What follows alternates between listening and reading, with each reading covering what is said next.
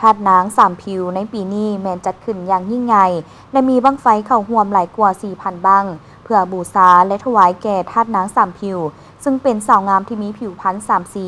ได้แก่สีขาวสีไข่และสีฟ้าตามเรื่องเล่าที่กล่าวขานกันมาอย่างยาวนานบ้านธาตุเมืองทงมีไซแขวงสยามบุรีจัดงานบุญบั้งไฟขึ้นอย่างยิ่งใหญ่มีบั้งไฟเข้าร่วมหลายกว่า 4,000 บั้งเพื่อจุดถวายแก่ธาตุนางสามผิวและเพื่อขอฟ้าขอฝนให้ตกถูกต้องตามฤดูกาล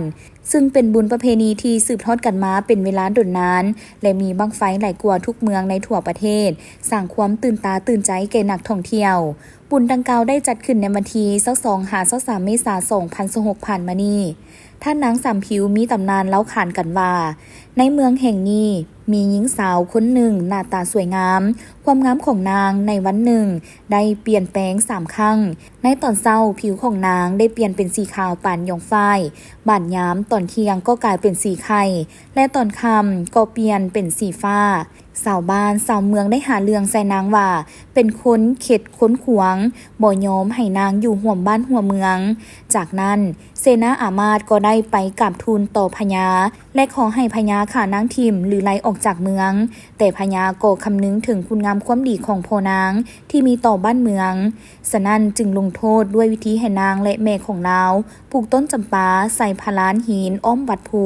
ถ้าหากว่าต้นจำปาบ่ใหญ่บ่มีดอกแม่นบ่ให้2 แม่ลูกอยู่เมืองนี้อีกหรือบ่ก็ฆ่าทิม2 แม่ลูกก็ได้เฮ็ดตามคำสั่งของพญาโดยได้นำเอาต้นดอกจำปาไปปลูกเรียบตามวัดต้นใดก็เขียวงามเป็นดอกบานส่งกลิ่นหอมไปทั่ววัดภูเมื่อเป็นดังนั้นพญาก็พอพทัยแต่ชาวบ้านและเจ้าขุนมุนนายก็ยังอิจฉาบังเบียดและเกลียดชังทั้ง2 แม่ลูกในเวลาต่อมาแม่ของนางก็ได้เสียชีวิตนางจึงได้อยู่คนเดียวท่ามกลางคำป้อยด่าทุกมื้อทุกวัน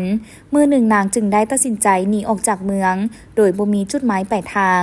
ต่อมานางได้มั่นหมายกับลูกชายพญาเมืองธรรมและได้พร้อมกันเดินทางกลับมาเมืองแต่บ่ทันฮอดย้อนมันคำก่อนดังนั้นก็เลยพักนอนอยู่บ้านปางคาแต่อยู่บ้านนี้เพิ่นบ่ให้หลักอยู่สู่นอนน้ำกันก่อนการแต่งดองถ้าหากบ่เคารพประเพณีนี้ก็จะมีอันเป็นไปแต่ครูบ่าวสาวบ่สนใจต่อคำเตือนดังกล่าวสุดท้ายห่างกายก็ติดกันเมื่อเป็นแนวนั้นชาวบ้านก็ได้เป่าประกาศไปถึงบ้านต่างๆและได้ฮอดหูพญาเมืองธรรมเมื่อฮู้ข่าวแล้วพญาก็ได้มาเบิ่งและได้ซอกหาวิธีเอาออกส่วนผู้ชายบ่มีอันตรายหยังแต่แม่หญิงก็คือนางสามผิวได้เสียชีวิตก่อนจะขาดใจตายนางได้สั่งว่าให้เอาศพไปไว้ในดงใหญ่เหนือหนองเถาก้องสื่อใสอยู่ใต้ธงใหญ่การหามศพใส่เวลาหลายมือ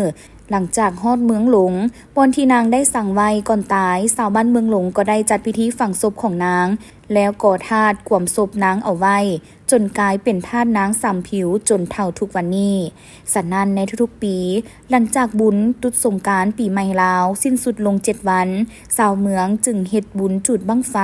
เพื่อถวายแก่นางสามผิวและได้กลายเป็นฮิตของประเพณีของชาวเมืองทงมีไซที่ได้สืบทอดกันมาจนถึงปัจจุบันนี้